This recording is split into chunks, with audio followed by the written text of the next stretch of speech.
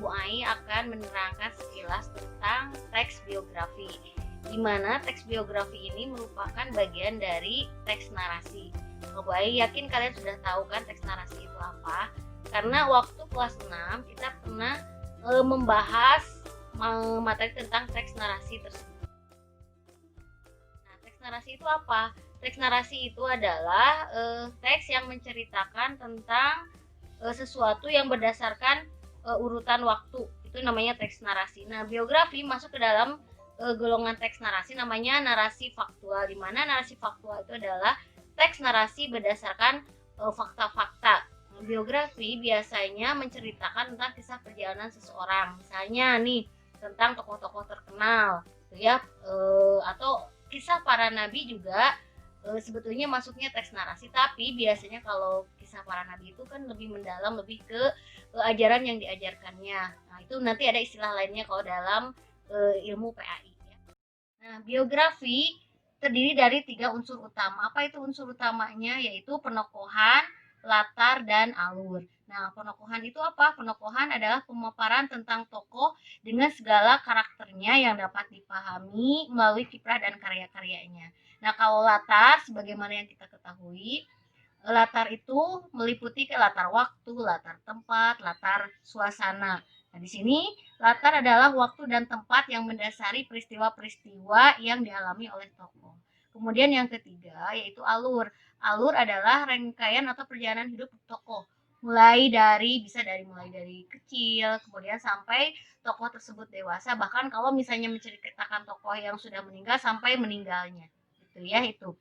Nah, sekarang berlanjut ke bagian berikutnya, yaitu struktur dan kaidah kebahasaan dari teks biografi.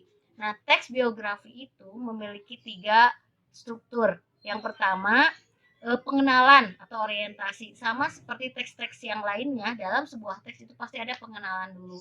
Nah, pengenalan itu istilah dalam biografi atau teks narasi faktual namanya orientasi. Nah, kemudian yang kedua adalah event atau peristiwa.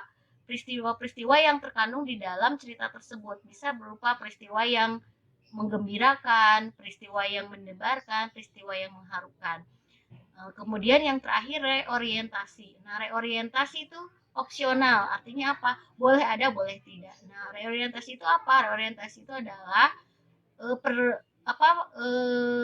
ungkapan sikap dari seorang penulis terhadap teks biografi tersebut. Jadi pendapat penulis yang membuat tulisan biografi tersebut terhadap tokoh yang diceritakan di dalam biografinya. Itu namanya reorientasi. Tapi yang pastinya yang penting itu adalah 2, orientasi dan event atau peristiwa. Reorientasi itu boleh ada, boleh tidak ada, ya.